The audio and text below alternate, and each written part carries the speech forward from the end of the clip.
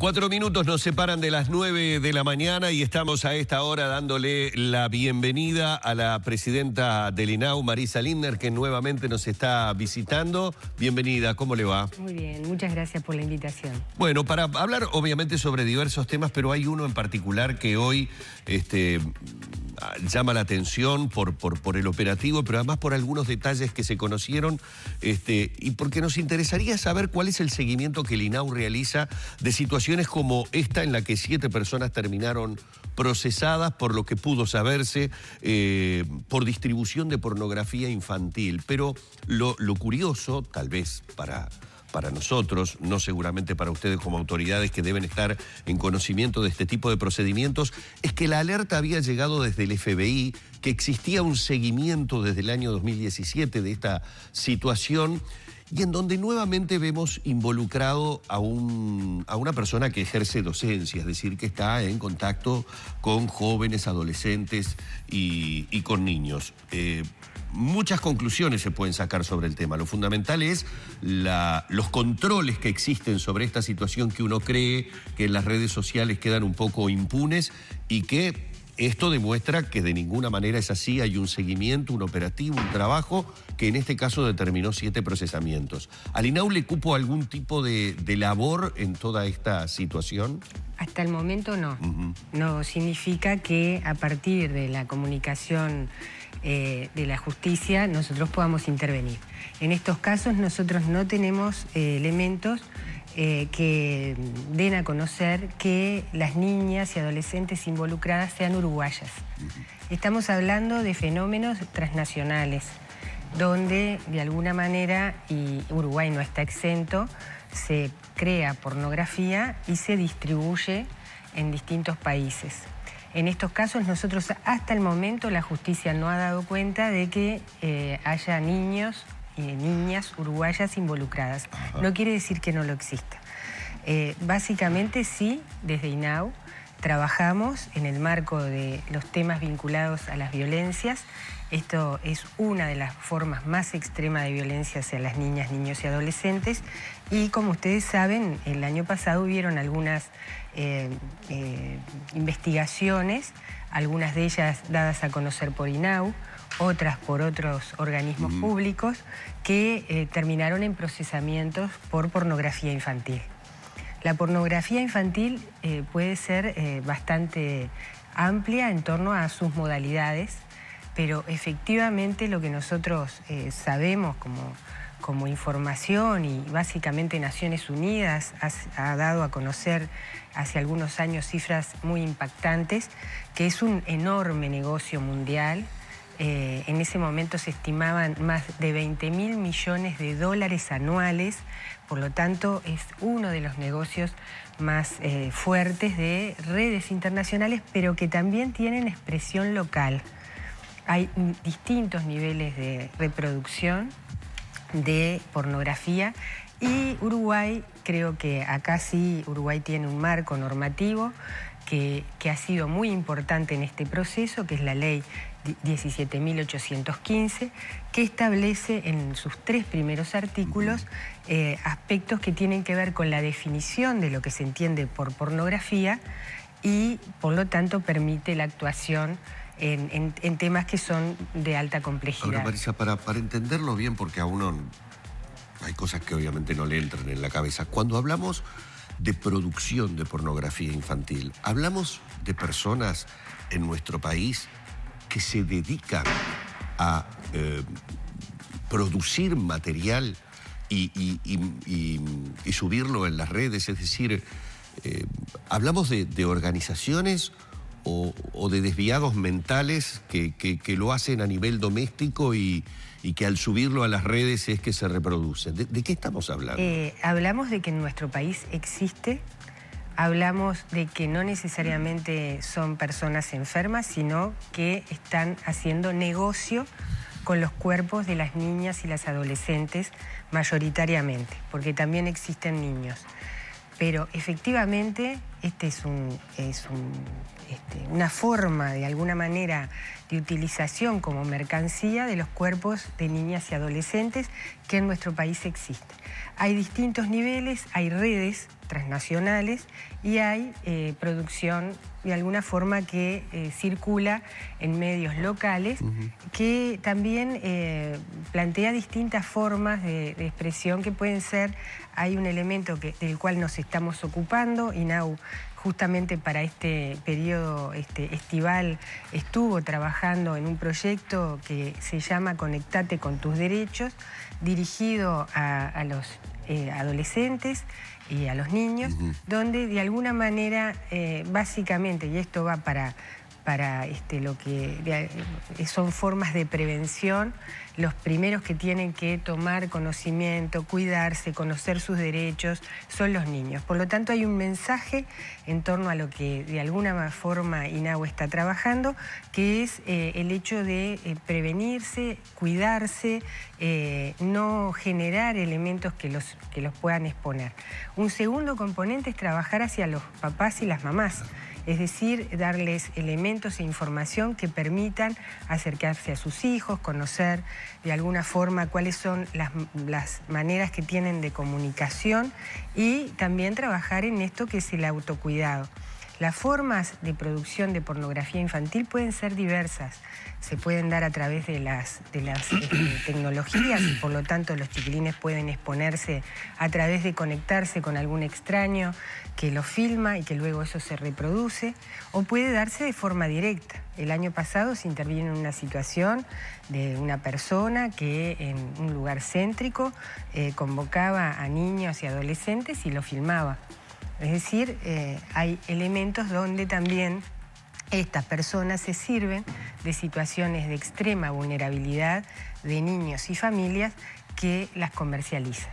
Marisa, ¿hay un autoexamen del INAU de cómo se llega y si realmente se puede proteger los derechos de esos niños, más allá de estas políticas que tú decías que se están llevando a cabo? Porque parece ser que cuando se destapa, como que siempre la estamos corriendo de atrás, ¿no? Se desactiva cuando ya hay una red que todos nos horrorizamos y que también amerita otro análisis de qué pasan las personas que consumen eso, entre ellas muchos uruguayos que producen y que consumen, ¿no? Pero principalmente, ¿cómo se asegura el INAU, que es quien vela por los derechos de niñas y niños en nuestro país, de que esto no ocurra? En estos temas hay varios actores, no solamente INAU. Hay un elemento que es sustantivo y que tiene que ver con delitos informáticos y con estas comunicaciones a nivel internacional, como en este caso llega de afuera la información. Por lo tanto, hay todo un proceso de investigación hacia los criminales y muchas veces también hacia los consumidores que la ley establece deben no solamente almacenar, sino distribuir para ser penados. INAU debe trabajar básicamente en los temas de promoción, de prevención, de sensibilización y de dar a conocimiento a la justicia en caso que detecte estas situaciones. Consideramos que es un tema muy estructural de las sociedades, no es un tema nuevo, es un tema que a lo largo de la historia ha tenido distintas formas de expresión. Hoy cobra particular estado público y difusión a través de las redes sociales. Es decir, que estamos en un momento de mayor complejidad y que exige también otras herramientas. ¿Y estamos con capacidad de justamente ejecutar esas otras herramientas y estar al día con la delincuencia en ese sentido? Nosotros consideramos que se ha venido trabajando básicamente en estos casos a partir de la tecnología y de los procesos de investigación en la policía, en crimen organizado, que dan cuenta de que efectivamente en la medida que se recibe información, luego lleva un periodo de investigación. Pero creemos que sí que se ha avanzado, pero lamentablemente son fenómenos que están muy arraigados con realidades sociales y básicamente que están vinculados a lo que es el lugar de los niños en la sociedad y a lo que es de alguna forma las relaciones de género existentes en las cuales se sigue consumiendo cuerpos de niñas para esa satisfacción sexual de algunos adultos. Y a propósito de eso que decís, porque va muy en línea, estamos hablando de la situación de producción o distribución de pornografía. Hace poquitas horas se presentó el informe del CONAPES de lo que es la cantidad de casos de explotación sexual comercial y no comercial de niñas, niños y adolescentes en 2017, y otra vez, un nuevo año supera la cantidad de casos del año anterior. Veníamos del 2007 con un registro de 20 y pocos casos, y estamos en 350 casos el año pasado. Exactamente. O sea, ¿qué pasa? ¿Ahora hay una mayor visibilidad y un mayor registro? ¿O efectivamente se están dando mayor cantidad de casos, Marisa, de explotación sexual comercial y no comercial de niñas, niños y adolescentes? Efectivamente, 350 casos, el año pasado 333, que han sido detectados y con los cuales se está trabajando. Hay un elemento que sin duda es como la pregunta que tú haces es de difícil respuesta, pero nosotros estamos convencidos a partir de las líneas de trabajo que viene desarrollando INAU junto a otras instituciones que hay muchos más elementos para poder detectar, para poder llegar a las situaciones y para considerarlas un delito y particularmente una vulneración de derechos. Estos temas han estado y siguen estando todavía en una parte de la sociedad naturalizados, habilitados, permitidos y en muchos casos haciendo responsable a las propias víctimas. Muchas veces la justicia maltrató a esas víctimas. Consideramos que siguen persistiendo elementos donde, y hace unos pocos meses han habido casos bastante mediáticos en los cuales de alguna forma si uno visualiza lo que se dice en las redes, lo que se plantea por parte de algunas personas en la sociedad, se sigue haciendo responsable a adolescentes en cuanto a exponerse o a generar ellas las condiciones para ser explotadas. Eso es un tema que consideramos que particularmente los medios de comunicación han jugado un papel bien importante en la difusión, en poder generar elementos de información en torno a poder reconocer el tema como un tema de explotación. Habitualmente se hablaba de prostitución infantil, cuando en realidad esto es un delito. Se han generado elementos que también desde cada una de las instituciones tenemos protocolos de actuación para el reconocimiento de las problemáticas. El año pasado, a través del CONAPES, se capacitaron alrededor de 3.500 operadores de varios sistemas públicos. Esto viene... Que son los que tienen que detectar las situaciones, ¿no?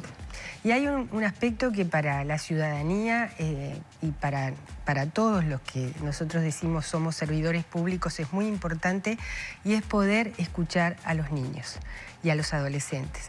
Es poder recibir elementos que nos permitan detectar estas situaciones, tender manos y fundamentalmente acompañar.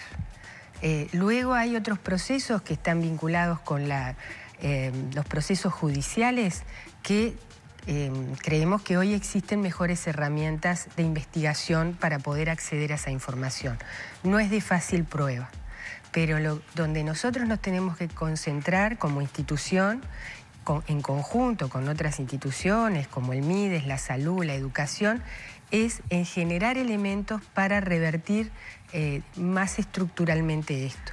Y lo hacemos informando, lo hacemos generando espacios para hablar, lo hacemos como a través de este video de Conectate con tus derechos, donde los propios adolescentes le hablan a sus pares y les plantean, que consideramos que allí hay una base muy importante para la transformación, desde ellos mismos a otros adolescentes, cómo deben cuidarse. ¿Qué pasa con los niños más chicos que también a veces son víctimas de explotación sexual y que, bueno, quizás en su inocencia ni siquiera saben lo que están haciendo? Ahí cómo se los alerta de una realidad que ellos a veces ni siquiera imaginan o identifican. Justamente llegando, y en esto el trabajo con las familias o con los referentes afectivos es muy importante. Hay elementos por parte de la comunicación hacia los adultos en los cuales realmente hay que generar mejores puentes de comunicación con los niños, con los hijos, pero también juegan un papel importante las personas referentes, ¿no? En este caso se hablaba de un docente involucrado, pero los docentes, maestras, maestros, educadores, juegan papeles muy importantes para generar puentes que a veces los niños no los tienen del todo fluidos con sus referentes adultos familiares. Entonces, hay aspectos que nosotros desde la institución vamos a continuar trabajando dirigido a los propios niños y a través de la participación de los niños y del mensaje de sus propios pares. Hay elementos de formación y capacitación a los servidores públicos y a las organizaciones de la sociedad civil para generar elementos que permitan detectar y llegar a tiempo. Y hay aspectos de las coordinaciones con el sistema de justicia, en este caso hay desde crimen organizado, pero desde delitos informáticos del Poder Judicial, que son fundamentales para llegar a las redes, aunque la pornografía infantil no solamente tiene un carácter transnacional, sino que, como tú nos preguntabas, hay una producción que es nacional y a la cual deberíamos llegar, y en esto abrir las puertas de las instituciones, de INAU y de otras instituciones, para que si algunas personas tienen conocimiento o presumen que haya posibilidad de que pueda existir explotación sexual de niñas y adolescentes, comunicarlo, que estaremos trabajando, y seguramente esa cifra lamentablemente todavía tiene mucho para crecer. Marisa, tenemos que ir cerrando, pero recién lo decíamos, cada vez que hablamos de un docente involucrado, como que rechina mucho más la noticia por, obviamente, lo que sabemos que significa un docente, el contacto que tiene a diario con niños, niñas, con adolescentes, pero aparte lo que genera en confianza, el acercamiento que puede tener hasta de tipo afectivo. Hace no mucho tiempo atrás estuvimos todos conmovidos por la situación también de un profesor. Nunca se supo exactamente en qué terminó la situación. Se expuso a menores porque fueron expuestos de alguna manera por esta situación. Como que uno siente que allí el Estado no puede llegar. Como decía Lorena, o se llega tarde, o cuando se llega, yo no sé si es que existe una suerte de manto de silencio entre las instituciones, estoy hablando en este caso de instituciones privadas, la propia familia.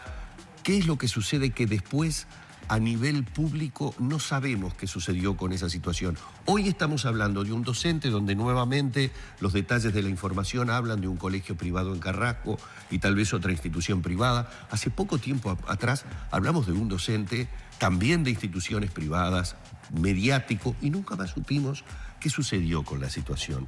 ¿Pasa algo allí? Hay como un momento en el que quienes tienen que actuar, y hablo de repente de las personas, de los familiares, de quienes están alrededor, no actúan, no siguen la situación en la justicia, prefieren no revictimizar de repente a sus hijos.